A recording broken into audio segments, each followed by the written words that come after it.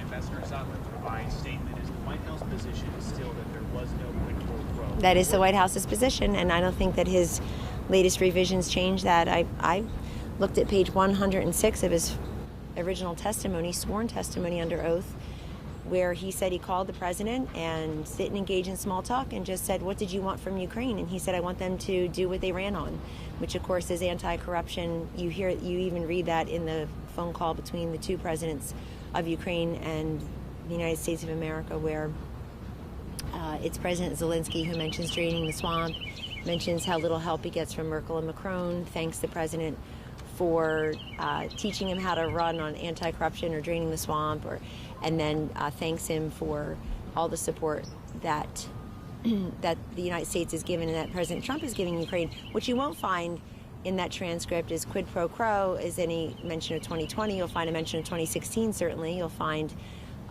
mention of CrowdStrike in 2016. But as far as I could see, Ambassador Sondland said he presumed.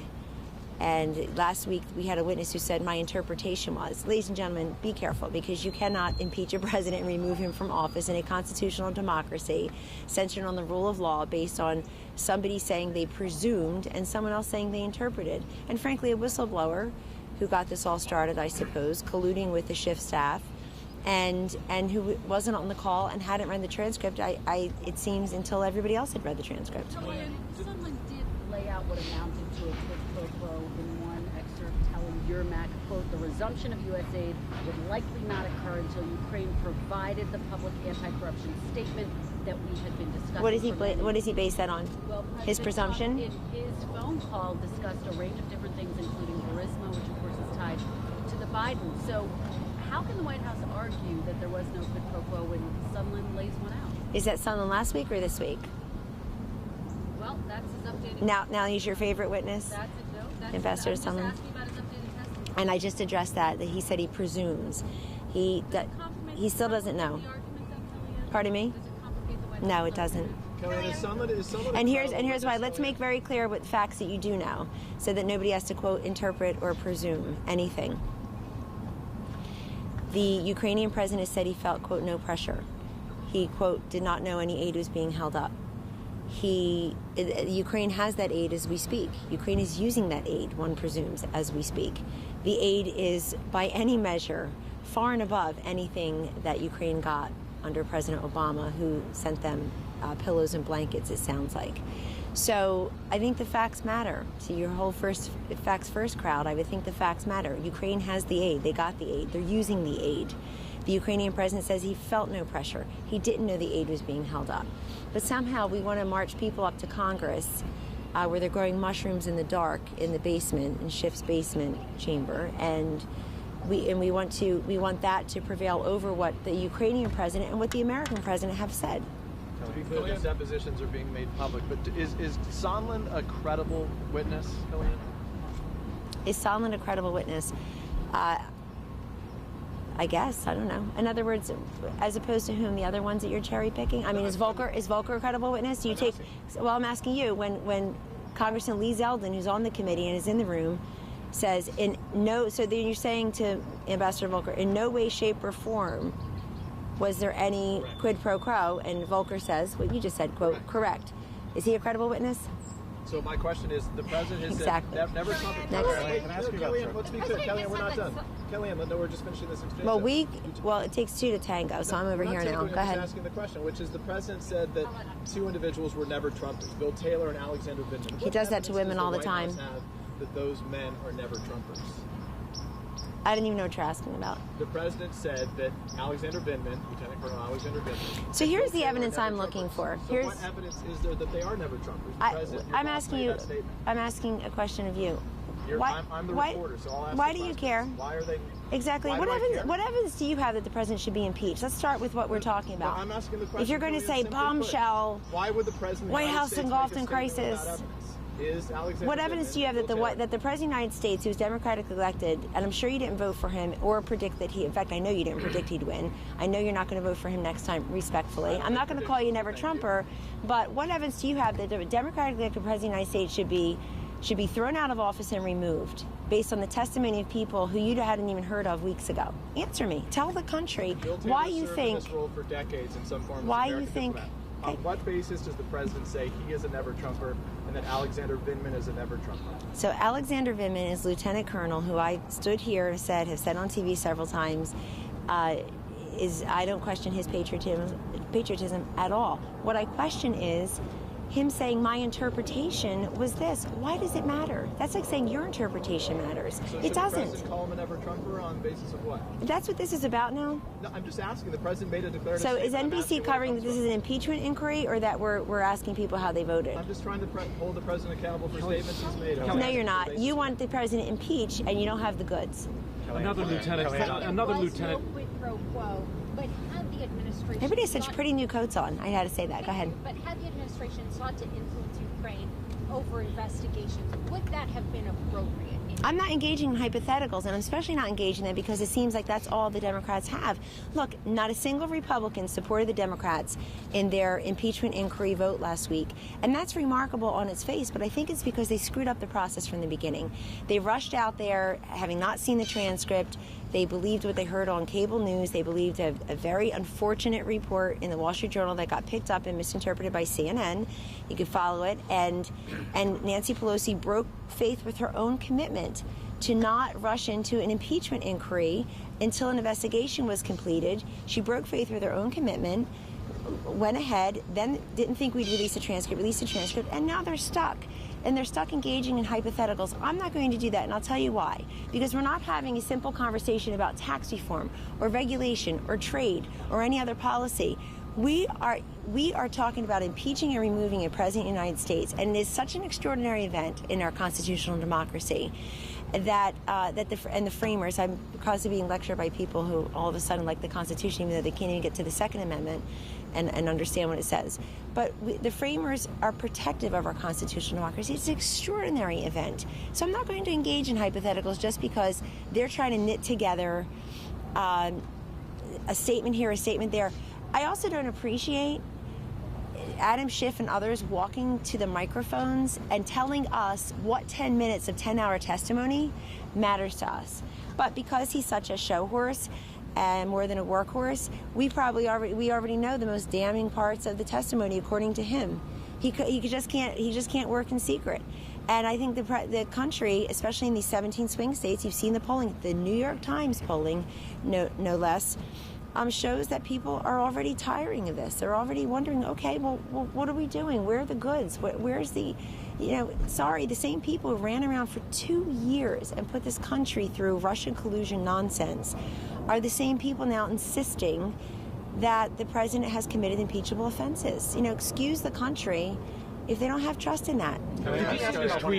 Did you see this tweet from another lieutenant colonel in the U.S. Army? But before you say it, I highly doubt it because unlike many people, I don't spend my day online. Go ahead. Let me read this tweet to you from Lieutenant Colonel Jim Hickman, now retired, who served with Alex Vindman in the U.S. Army while they both were stationed in Germany. But what is this about? Because I served with him here and just said I don't question his patriotism. He said of Vindman during war games with Russian Army officials that he was apologetic, Vindman was, of American culture, laughed about Americans not being educated and worldly, and really talked up Obama and globalism to the point of uncomfortable. He would speak with Russian soldiers and laugh at us at the expense of the U.S. personnel. It was so uncomfortable and unprofessional. One of the GS employees came and told me everything above. I walked over and sat with an earshot of Vindman, and sure enough, all was confirmed. He took Vindman aside and disparaged him for his comments in front of Russian army soldiers. Any thoughts about that? I have no comment on that. Let me ask you about it. Let me ask you about drug prices, Kellyanne. Drug prices, real quick. Can you tell me why the White House is now supporting the Wyden-Grassley plan and not the plan that is supported from Nancy Pelosi in the House? Hers is not a serious plan that would do enough to reduce drug prices. And the president supports and has been very upfront about the reduction of drug prices, especially for those who find it a very large percentage of their household budget, of their monthly expenses. And this president has presided over a record number of generic approvals at the FDA And in some instances, especially as goes generics, significant reductions in prices. You'll always find a branded drug where the price has exploded or where the price is not coming down. So you always find a branded name drug to counteract, oh, but look at this drug.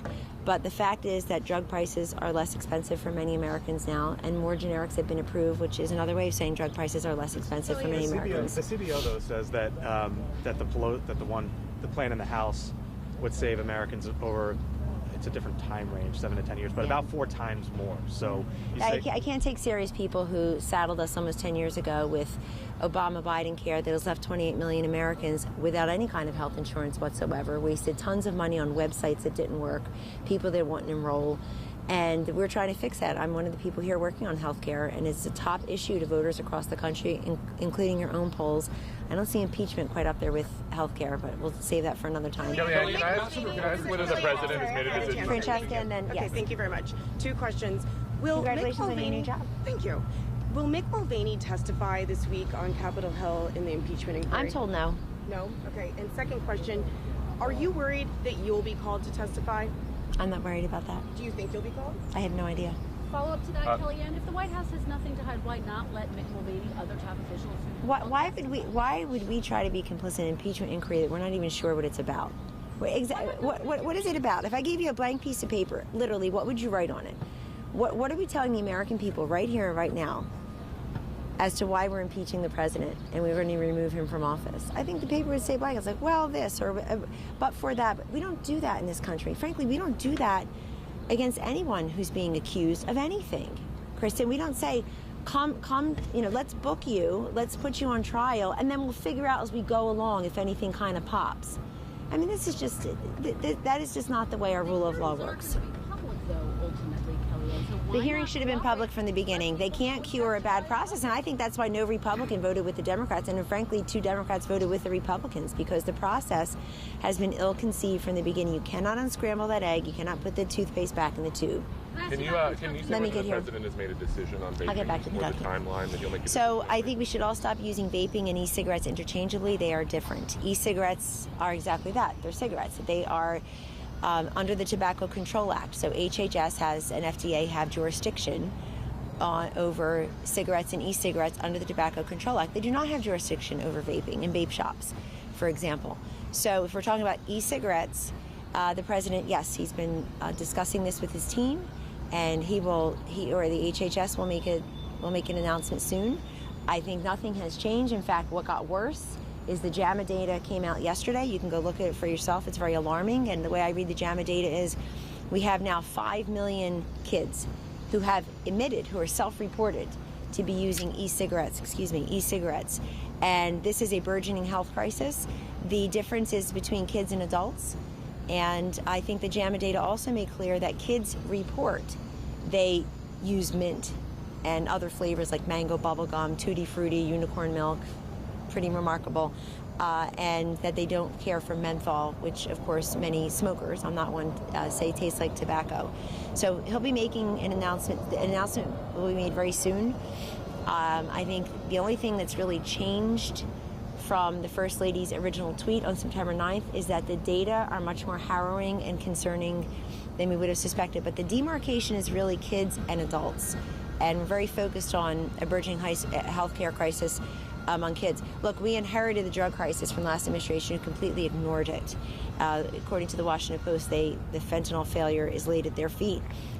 We're not going to preside over another burgeoning health crisis like this when we see the data. So if the demarcation is kids and adults, is it fair to assume the demarcation is tobacco and menthol on one side? It's not fair to assume anything, including, it's not fair to assume that. It's not fair to assume that unelected people know whether aid is being held up. It's not fair to assume that anybody cares how people vote in the privacy of the ballot box and how that affects their testimony. No, I think it's not fair to assume. We'll let HHS, FDA, and indeed the president make the announcement. It does sound like there's been an shift from when Alex Azar spoke to us out here and what you just laid out as it relates to menthol. We're data driven, and remember, FDA has to put out final guidance. And as you know, companies have the responsibility and the right to apply to have their products on market, so they can continue to do that. I mean, I went to I won't say the name of the drugstore because then I'll show favoritism. But I went to the I went to a pharmacy this weekend for my family's needs, and I noticed not only are the blades behind Lock and Key and the Sudafed and the Claritin, but now the body wash is. So the idea that you can't get body wash or blades in a local pharmacy as law-abiding citizens without asking somebody to get the key out, and yet we should just have all these products on market that the FDA doesn't look at. That's just not logical. Kellyanne, so let them announce. The president and the campaign have responded to the election results in Kentucky, but what is the... And again, go look at the polling on August 21st when he first got there. Bashir was leading Bevin 48 to 39. I think just a couple of weeks ago, the gap was far more than the 0.3 of a percentage point that looks like. It was up 5. The latest poll came out just a few days ago. He was up 5. I didn't see whose poll was that. It was. I can pull it up. I'll pull it up right now even. It doesn't matter who it was as long as you can use it for these purposes. It's for real. It's just the most. I do love the New York Times polls, by the way, about the swing states. On the murder of the Mormons. Pompeo was unhappy with Rudy Giuliani running his own foreign policy. Who testified? Ambassador Gordon Sondland. And So now we have somebody else. This is like the old game of telephone. Now we have somebody else telling us what Secretary Pompeo thought about a third party. I mean, again, we're going to impeach a president over an adult male game of telephone. Pardon? The testimony that Volker gave that he tried to dissuade President Trump and Rudy Giuliani from pursuing these investigations into the Bidens, saying that they were misguided. He talked the Ukrainians out of putting out this statement about corruption. What do you make of that? Well, what I made of the Volker testimony that really caught my eye was when Congressman Zeldin asked him, is it correct that in no way, shape, or form President Trump was asking for a quid pro quo, that aid was being held up for anything in return, and he said correct. So I think that gets to the essential question of whether or not we're going to move forward with impeaching and removing a democratically elected president, especially when it just seems like the 2020 Democrats aren't offering much in the way of beating him. But the special envoy to Ukraine is telling the president and his personal attorney that these investigations are misguided. He tried to dissuade them from pursuing them. They did anyway. What do you think of that? I don't have a comment on that. You're asking me about what unelected officials are saying about other unelected officials, and you think you're asking me about what unelected officials are saying about other unelected officials, and all the while you're giving very short shrift, if any, to what the President of Ukraine and the President of the United States of America said about the call and about the situation. Ukraine has the aid, has far more aid than they ever did under Obama-Biden. And it's getting a little tiresome, respectfully, to constantly hear the media and the defense of the Bidens. Like, we should remind everybody, there's absolutely no evidence whatsoever that Joe or Hunter Biden did anything wrong. Is there any evidence you have that President Trump did anything wrong, that we should be having an impeachment of the President of the United States and a removal from office? I mean, you're really showing your colors sometimes, some of you, definitely your outlets, and I would say that's not your job, respectfully, and I do mean it respectfully. It's not your job to be an advocate or activist. It's your job to be a reporter. So I think that if you're going to cover this at all, you need to continually report what the two presidents of the countries in question said to each other, said about aid, didn't say about aid. I still don't see in the transcript any mention of 2020, any mention of Joe Biden as some spooky, scary political rival. I think Joe Biden doesn't even know when he's in Iowa. He thinks it's Ohio. So who the heck is afraid of Joe Biden? Should he be made to testify? Who? Joe Biden or someone? If it becomes relevant to the impeachment inquiry. But again, respectfully, I don't know what the impeachment inquiry is really about. Every single day it's different. Every single day it's... But every single day it's got one common thread, which is he said, that he said, that he said, that she thought, that he knew, that he interpreted, and he presumed.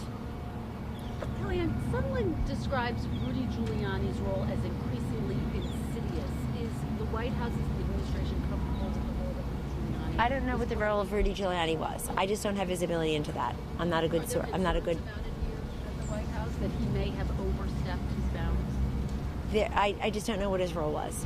Kellyanne, the White House, the president has said, the T-shirts behind him in Kentucky said, read the transcript. The White House is aware that that's not a full transcript, correct? What the president's called? What do you think it is? I'm just reading what it says, which is this is not a verbatim transcript of a discussion. And?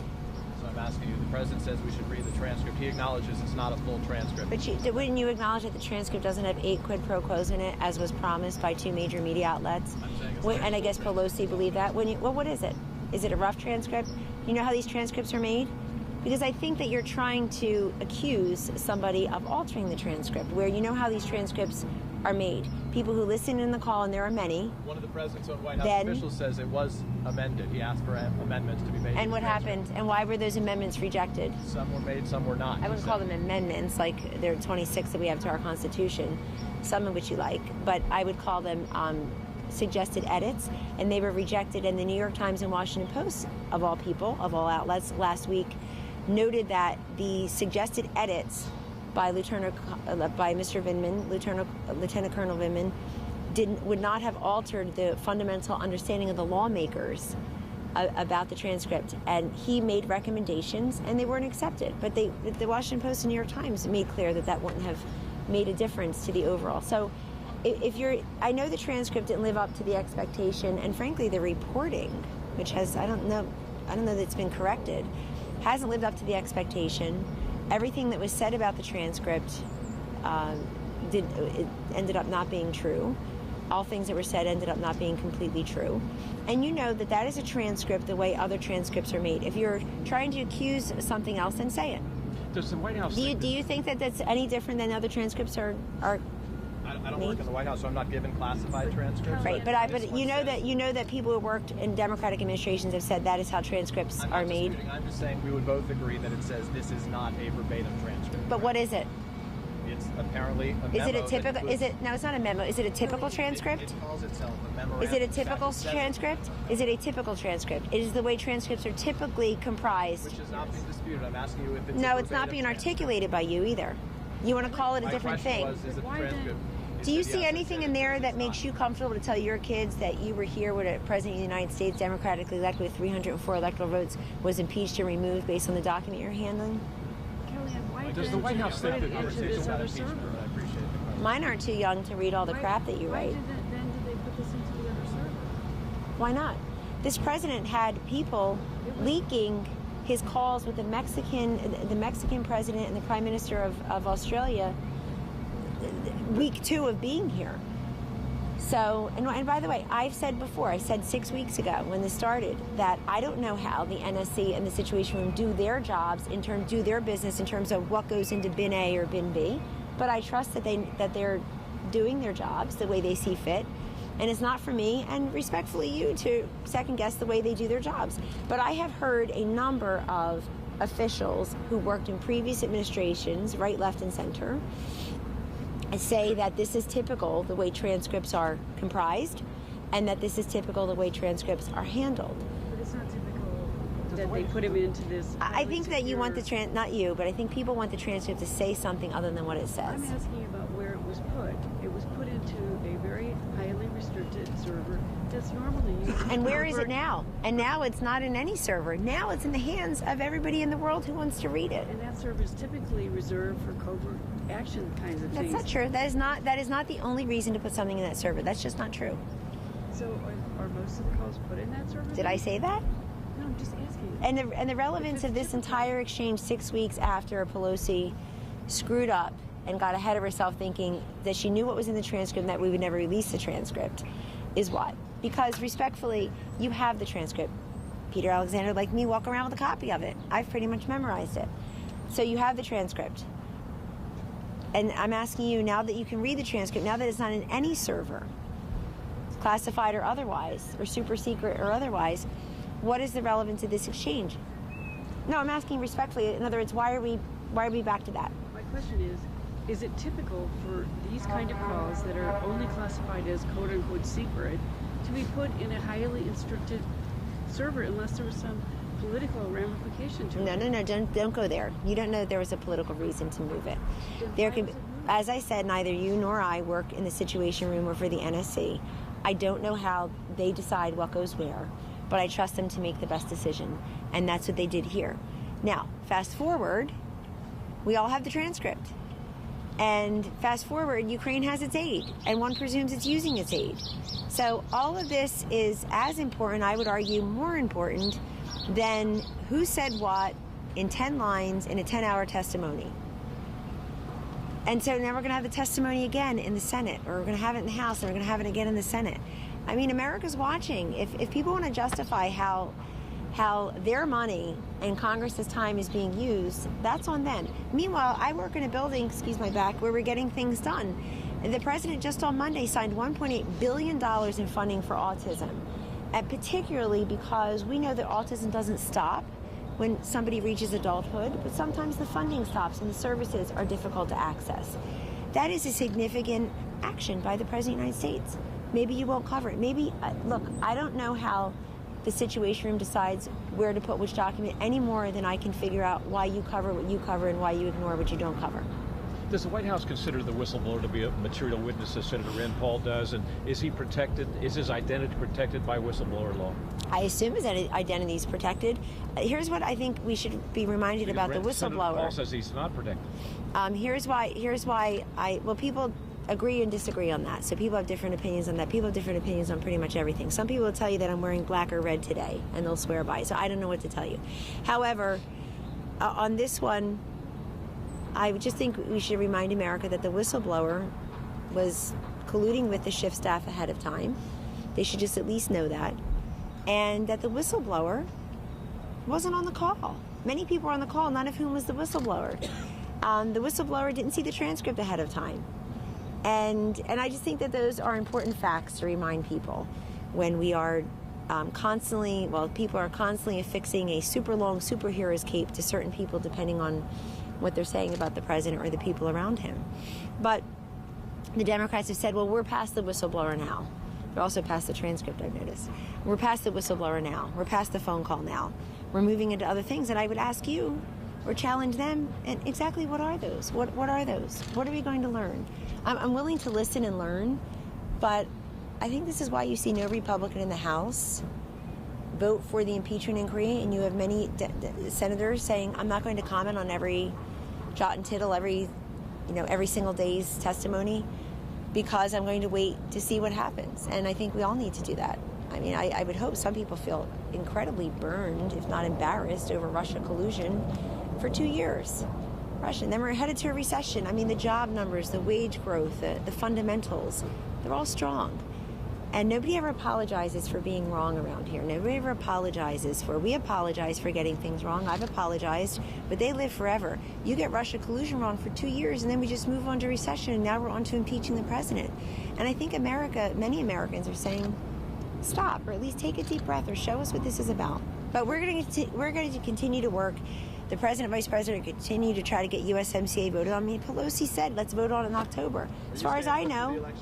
Pardon me? Are you going to stay put through the election? election? Sure, of course. That's my plan. Why not? I serve at the pleasure of the president.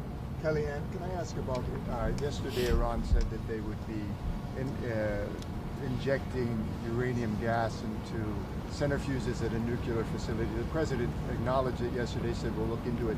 Is that something on his mind? Is the president still talking about his readiness to meet with Iranian leaders in the future? Well, the president has said he would do that if the situation was right. In the meantime, he's sanctioning Iran. He pulled us out of the awful Iran nuclear deal and has put them on notice many times. And so on this one, you have to go back to what the president said yesterday, that he's looking into it. But I think nobody can mistake the way the president feels about Iran and the actions he's taken. One more? Anybody know? One more. President Erdogan's visit still happening next Wednesday? So it's on the schedule. We'll see what happens. And there too, the president has made very clear what he thinks about the Turkey and the Syrian situation.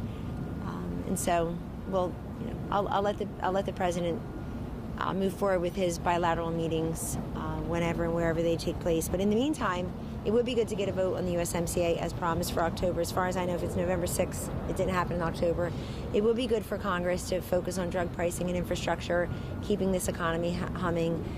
They're frankly not doing their jobs, and we're doing what we can administratively, but in our constitutional democracy, just as we don't impeach and remove a president because people didn't vote for him or won't next time or don't like him, we need a Congress that's fully functioning and doing their job on the business of the country, which according to your own polls does not have impeachment in the top 3 or 5 issues. Have a great day, everyone.